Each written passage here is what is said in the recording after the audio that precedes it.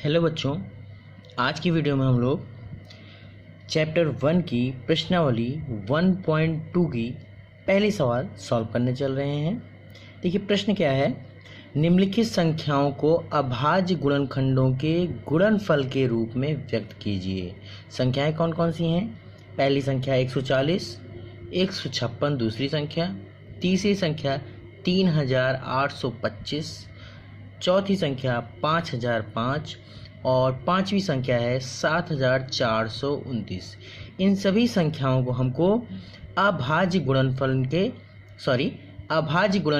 के गुणनफल के रूप में लिखना है। देखिए अभाज्य गुणनखंडों के गुणनफल के रूप में व्यक्त करने के लिए सबसे पहले देखना पड़ता है कि जो संख्या हमको दी गई है गुणनखंडों के गुणनफल के रूप में व्यक्त करने के लिए वो संख्या कौन कौन सी संख्या से विभाजित हो रही है।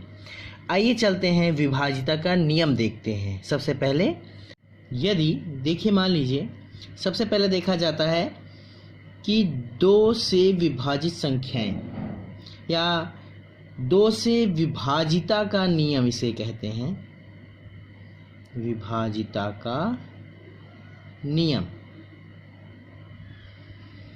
अगर हम ये देखेंगे कि कौन सी संख्या 2 से विभाजित होगी तो सबसे पहले हम देखेंगे उसके इकाई के अंक को।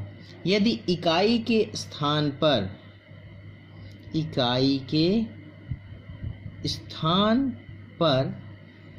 0, 2, 4, 6 और 8 आते हैं तो वो संख्या 2 से पूरी तरह के विभाजित होगी। एग्जाम्पल के तौर पे ये देखिए, जैसे 20 हो गई, 18 हो गई, 22 हो गया और 70 हो गया।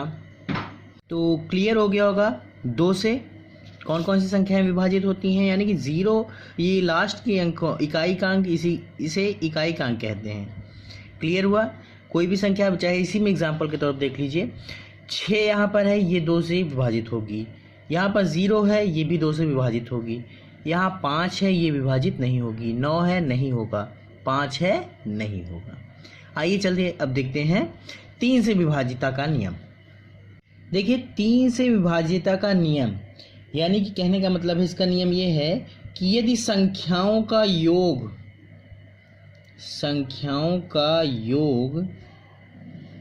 यदि 3 से विभाजित है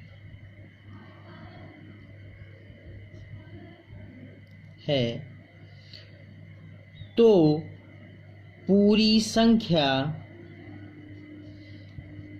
3 से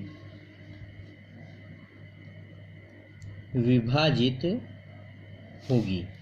एग्जाम्पल के तौर पे देखते हैं, जैसे मान लीजिए 111 संख्या हो गई तो यहाँ पर देखिए तीनों संख्याओं का योग 1 1 1 यानी कि इस तरह से लिखेंगे 1 + 1 + 1। इसकी टोटल वैल्यू कितनी हो जाएगी आपकी 3। 3 से भाग देंगे तो कितना आ गया आपका 1, यानी कि ये संख्या आपकी 3 से विभाजित होगी। देखिए अगर इसको विभाजित करेंगे 3 3 का 9, यहाँ पर 2 बचा और 3 7 21, यानी कि कुल मिलाकर जो भी संख्या मिलेगी उसका योग अगर हम करेंगे और वो संख्या 3 से विभाजित हो रही है तो वो पूरी संख्या भी आपकी विभाजित होगी। चलिए अगला।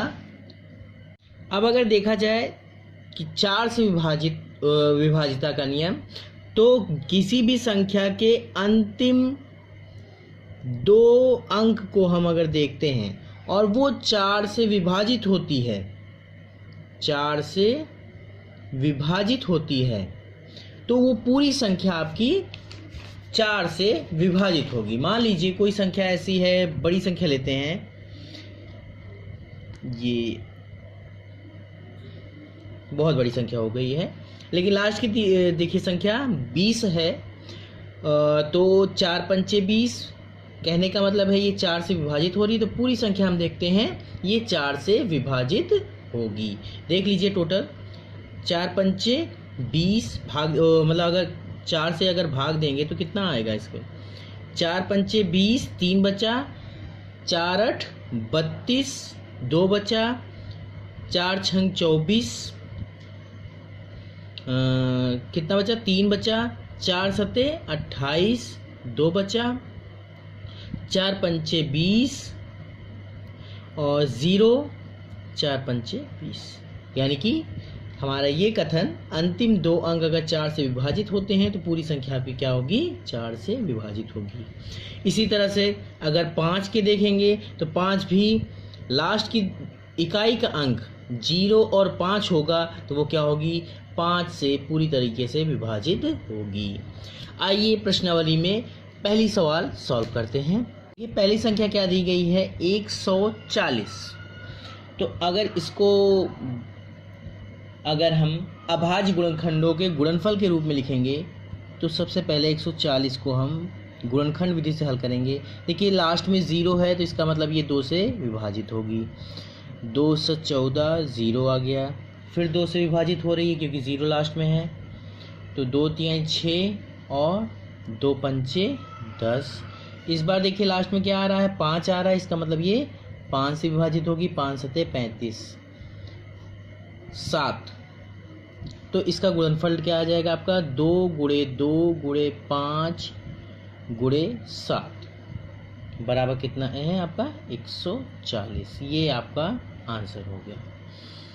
सेकंड आपका दिया गया है 156। इसको भी गुणनखंड के रूप में लिखेंगे तो आपका 156 लास्ट में क्या है, 6 है, इसका मतलब ये 2 से विभाजित होगा। 214 2 8 16, 8 आ गया, यानी कि ये 2 से विभाजित होगी। कितना हो गया, 2 3 6 2 9 18। लास्ट में देखिए 9 आ रहा है तो 3 से तो विभाजित हो रही है, मैंने जो बताया आपको।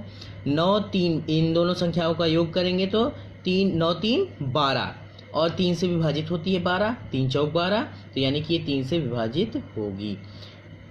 कितना आ गया, 3 1 कम 3, 3 3 का 9, 13, 3 1 4 आ रहा है, ये 3 से विभाजित नहीं होगी। ये कितने से, इसको डायरेक्ट हम लिख देंगे 13, ये किसी और संख्या से विभाजित नहीं होगी। कहने का मतलब 156 बराबर कितना आ गया इसका गुणनखंड, 2 गुणे 2 गुणे 3 गुणे 13। ठीक, आइए चलते हैं अगली सवाल। थर्ड पार्ट में है 3825। 5 है यानी कि ये स्टार्टिंग ही इसकी संख्या किससे होगी, 5 से होगी। 3825 या टोटल करके देखते हैं, 3 से तो नहीं कट रही पहले। 8 3 11, 11 2 13, 13 5 18 और 3 6 18, यानी कि ये 3 से कटेगी। तो कितना आ जाएगा, 3 1 कम 3, 2 7 और 5। क्लियर हुआ। देखते हैं फिर कटेगी, 2 1 3 7 3 10 5 15, 3 बचे 15, यानी कि 3 से फिर कटेगी। 3 चौके 12, 3 दूनी 6 और 3 बचे 15। अब 4 2 6 6 5 11, 11 आ रहा है, ये संख्या आपकी नहीं कटेगी। लास्ट में 5 है तो इसका मतलब ये 5 से कटेगी। 5 8 40 और 5 25, फिर 5 लास्ट में है, कितने से कटेगी, 5 1 5, 5 7 35। 17 किसी भी संख्या से नहीं कटेगी, इसको डायरेक्ट हम लिखेंगे 17 1 17। ध्यान रहे 17 किसी से भी विभाजित नहीं होती है। तो इसको हम किस तरह से लिखेंगे, 3825 बराबर 3 गुणे 3 गुणे 5 गुणे 5 गुणे 17। ये इसका आंसर हो गया। चौथा पार्ट रहेगा इसका आपका 5005। देखिए लास्ट में 5 है और 5 5 10, यानी कि 3 से नहीं कटेगा, ये डायरेक्ट आपका 5 से ही कटेगा। 5 1 कम 5 0 0 1, फिर 1 आ गया लास्ट में। 4 से भी नहीं कटेगी, 5 से भी नहीं, 6 1 है, सवाल ही नहीं उठता। 7 से देखते हैं, 7 1 कम 7, 3 बचा, 7 चौक 28, 7 3 21, यानी कि ये 7 से कट जाएगा। 7 1 कम 7, 7 चौक 28, 7 3 21, 143 आ गया। 4 1 5 3 8 नहीं कट रहा है। ये 11 से कटेगा, 11 1 कम 11, 11 3 33, 13 पिछले सवाल में भी आया था, ये किसी से विभाजित नहीं होता, 13 1 कम 13। तो 5005 बराबर इसको लिखेंगे 5 गुणे 7 गुणे 11 गुणे 13, ये इसका आंसर हो गया। लास्ट आपका है पांचवा 7429। इसको काटते हैं। सबसे पहले बड़ी संख्या हो गई है, इतने तक हमने विभाज्यता के नियम की बात भी नहीं की थी। तो सबसे पहले देखते हैं किससे कटेगा ये बड़ी संख्या की वजह से आप देखेंगे 2 से लेकर 15 तक 16 तक ये नहीं कट रही है, ये सीधे सीधे कटेगी किससे 17 से। 4 3 7, फिर ये बड़ी संख्या फिर आ गई है। अब ये 17 और 18 से भी कट रही है, ये कटेगी 19 से। 19 दूना 38 3 23, 23 भी एक ऐसी संख्या है जो किसी से भी विभाजित नहीं होती है। तो 7429 आपका कैसे लिखा जाएगा, 17 गुणे 19 गुणे 23, ये इसका आंसर हो गया। नेक्स्ट वीडियो में हम लोग क्वेश्चन नंबर 2 की बात करेंगे।